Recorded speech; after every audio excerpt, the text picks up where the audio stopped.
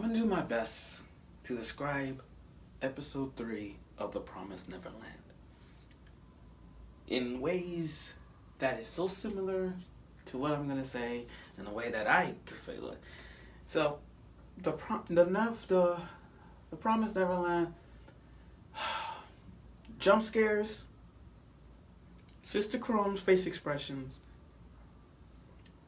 betrayal, and a whole lot of and this was jump scares. I mean, literally, I'm like, and tag, and it's described just how you take tag way too seriously. And that's what they did. I mean, literally, the first three. Okay, I'll be honest. After watching the 2 episodes of The Promised Neverland, I had to read the manga. I binge read. Ever since then, ever since episode 2, I binge read it. Like, you understand? I read it all the way to the newest chapter they had. And I'll be honest. The way how this manga, the way how this progresses right now, as you know, with 3 episodes right now, is really catching up to the manga to the point where we're gonna meet the demons. Emma's facing the demons, and the adults we're gonna see, and the other kids we're gonna see. They're gonna build that up to the point where we have to see it, and that's what they doing. They catching up to that part. And I ain't gonna mention the name. I ain't gonna mention the faces, the names, or anything. All I gotta tell you now is they catching to that part, and I think that's gonna stop there. You know, but can we talk about Sister Krone? Sister Krone, she looks like Balrog from Street Fighter.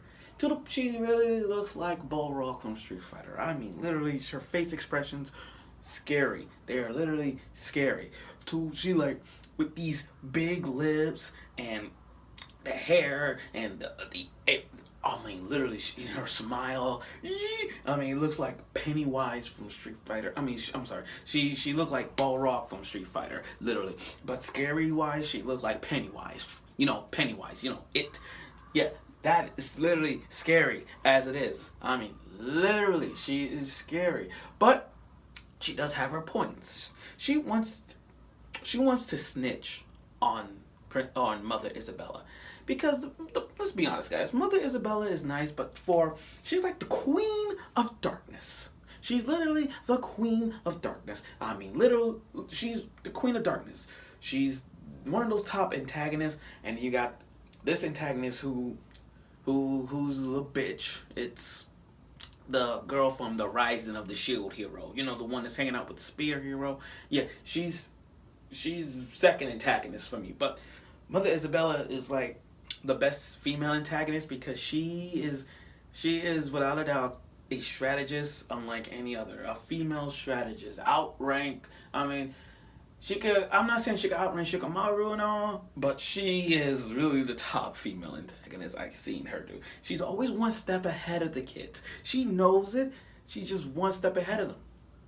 So Sister Krone now that Isabella and Krone talk, she wants to snitch on her and be the new mom. Plus, her singing sucks. Her singing literally sucks. I mean, the way how she's singing with that mess up doll, and the way how she approached she approached the older kids, she got that creepy look. I mean, she does like the younger kids, but with Emma, Ray, and Norman, those she literally just. She knows it's those two, you know what I mean? She in a creepy, stalkery type way. Now, Emma, Ray, and Norman, those 3 are like, okay, the way how those 3 is trying to communicate with each other and trying to figure out ways to escape with the other people, is kind of like one of the greatest movies of all time, The Shawshank Redemption. I mean, if you guys watch The Shawshank Redemption, there are similarities with them. I mean, think about it. You got the prisoners, you got the kids. You got the Warren, you got Mother Isabella. You got the head of security, you got Sister Krone. And the prisoners are inside the walls. The kids are inside the big old forest and the walls, you know what I mean? You see the similarities. In one, you got the main character trying to escape from prison. In this right here, you got Emma who trying to escape from prison. From the plantation with the kids. You see a little bit of similarities, but it's the same. Also, the fact that Emma, Ray, and Norman, they know how people are tracking them by the ears. Not only that, the way how the animation is with them talking, it kind of looks scary because you have these background shots of them communicating with each other through the vents and through the bushes. I feel like it's so creepy because it looks like people. It looks like someone's watching them from hearing in conversations. You know what I mean? It looks scary. Now, can we talk about tag? Oh my god, let's talk about tag. When I was little, I played tag, but not like what they did. I mean, sure, we was kids, we played tag and freeze tag, but the way how they play tag in a stealthy way with with with shaped leaves, like a club shaped messed up leaf and fake footprints and the wind durations, and it was so stealthy just to see how that is, and it was so scary. Like they take tag way too far. They take a childhood game and take it way too far. Kind of like what would happen if you take a single game, like a fun game, and then you make it like a death part of it. Like, kind of like Death Parade. That's what I'm saying. You take a simple Death Parade kind of thing, a simple game, and it gets so horrific at the part. You know what I mean? So imagine them playing Connect Four Guess Who, or anything like that. Or matter of fact, an outdoor game would be like Mother May I. See how scary that is? Or Red Light, Green Light. If they're gonna put that in a scary version of it, that would have been dope.